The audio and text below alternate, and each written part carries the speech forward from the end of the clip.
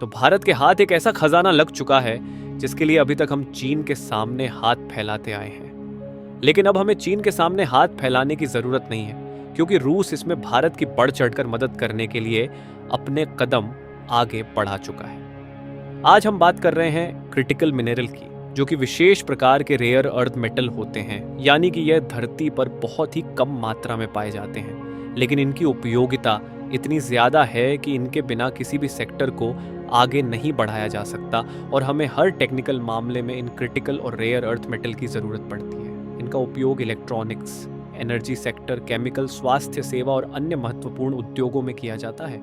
लेकिन अभी तक इन क्रिटिकल मिनरल के लिए हम चीन पर निर्भर हैं। खैर, हम क्रिटिकल मिनरल के लिए चीन पर निर्भर तो ज़रूर है, लेकिन ऐसा बिल्कुल भी नहीं है कि हमारे देश की धरती में क्रिटिकल मिनरल मौजूद नहीं है, बल्कि हमारे पास भी भारी भरकम मात्रा में क्रिटिकल मिनरल के भंडार मिले हैं। और हाल ही में इन्हीं क्रिटिकल मिनरल के कई सारे ब्लॉक की खोज हो चुकी है। बस केवल हमारे पास इन्हें एक्सप्लोर करने और निकालने की टेक्नोलॉजी बहुत ही कम है। इसलिए हम अभी तक चीन से ही ज़्यादातर क्रिटिकल मिनरल इंपोर्ट करते आए हैं। लेकिन अब हमें चीन के सामने हाथ फैलाने की ज़रूरत नहीं है, क्योंकि अब रूस की बड़ी बड़ी कंपनियां, जो कि क्रिटिकल मिनरल की प्रोसेसिंग और माइनिंग की दिग्गज कंपनी है, वह भारत के साथ मिलकर काम करने जा रही है, जिससे भारत क्रिटिकल मिनरल का प्रोसेसिंग हब बनने जा रहा है। पूरी अपडेट क्या है इस वीडियो में समझते हैं। लेकिन अब भारत की निर्भरता चीन से कम होने जा रही है और भारत क्रिटिकल मिनरल प्रोसेसिंग का हब बनने जा रहा है।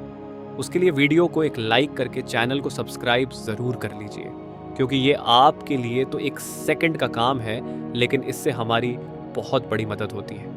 दरअसल क्रिटिकल मिनरल ऐसे एलिमेंट है जिन्हें एक प्रकार से खजाना माना जा सकता है, क्योंकि इनकी उपयोगिता अपरंपार है और इनका उपयोग इलेक्ट्रॉनिक और मशीनरी कंपोनेंट से लेकर बैटरी, सेमीकंडक्टर और स्टोरेज जैसी डिवाइसेस को बनाने में काफ़ी ज़्यादा होता है।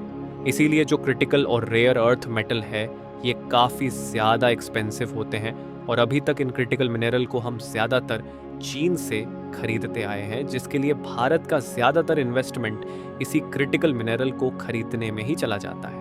फिलहाल ऐसा भी नहीं है कि यह क्रिटिकल मिनरल भारत में नहीं पाए जाते, बल्कि भारत में भी कई ब्लॉक क्रिटिकल मिनरल के खोजे जा चुके हैं और लगातार नए नए ब्लॉक मिल रहे हैं। लेकिन समस्या वाली बात यह है कि इन्हें एक्सप्लोर करने और प्रॉपर प्रोसेसिंग करने की टेक्नोलॉजी हमारे पास नहीं है।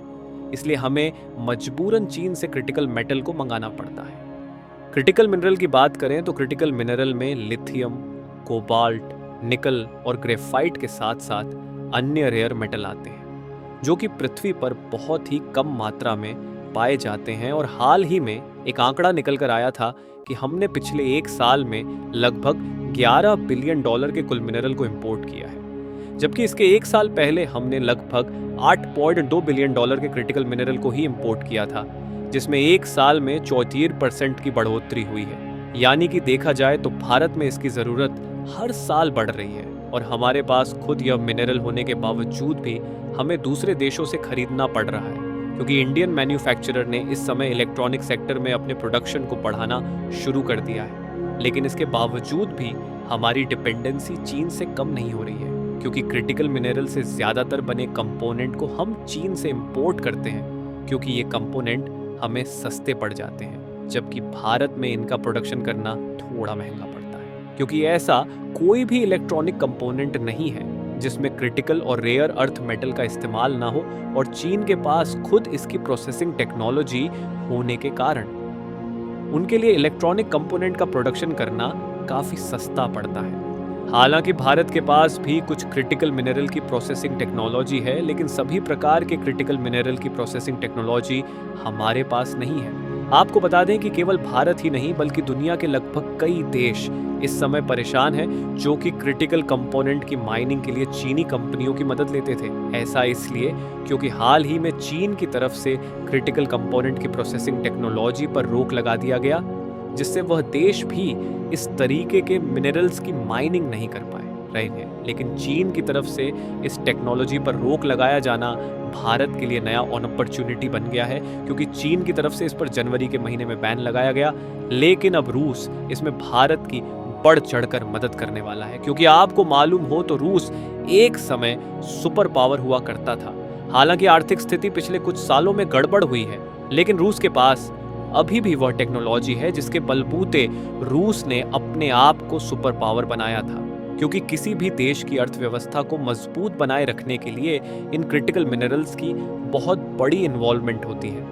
इसलिए आज के समय भी रूस इन तरीके के कंपोनेंट की माइनिंग और प्रोसेसिंग करने के मामले में अन्य देशों से कहीं आगे है। फिलहाल रूस की जो कंपनियां इसमें भारत की मदद करने जा रही हैं, उसमें डायमंड, निकल और लिथियम माइनिंग और एक्सप्लोरेशन की अलग अलग कंपनियां शामिल हैं। और रूस में एक ऐसी भी कंपनी है जो कि डायमंड की माइनिंग करने के मामले में दुनिया की सबसे बड़ी कंपनी में से एक है। रिपोर्ट की माने तो लिथियम के लिए भारत के जम्मू कश्मीर में कई ब्लॉक मौजूद हैं जहां पर इसकी माइनिंग और प्रोसेसिंग की जाएगी। और टाइटेनियम के लिए भारत के तमिलनाडु राज्य को चुना गया है, जहां भारत के साथ पार्टनरशिप में रूस की कंपनियां काम करेगी। और हाल ही में ग्राफाइट, लिथियम और मैग्नीज के साथ रेयर अर्थ मेटल्स पाए जाने वाले कई ऐसे ब्लॉक की खोज की गई है जो कि उड़ीसा, तमिलनाडु, गुजरात और उत्तर प्रदेश में मौजूद है। और अनुमान लगाया जा रहा है कि इसमें भारी भरकम मात्रा में इन क्रिटिकल मिनरल्स की खुदाई की जा सकती है।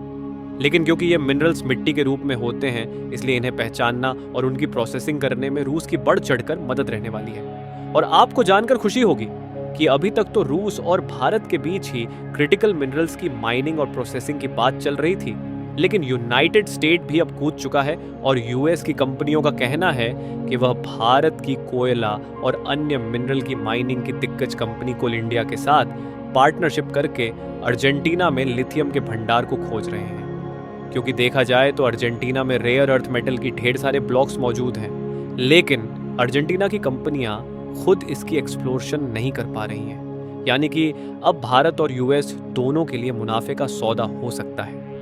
बाकी आपको क्या लगता है कि रूस और अमेरिका की कंपनियों की मदद से भारत क्रिटिकल मिनरल की माइनिंग और प्रोसेसिंग के मामले में आत्मनिर्भर बन पाएगा या नहीं? अपनी राय कमेंट में ज़रूर बताएं और इस वीडियो को एक लाइक करके अपने मित्रों तक शेयर ज़रूर करें ताकि उन्हें भी जानकारी मिल सके।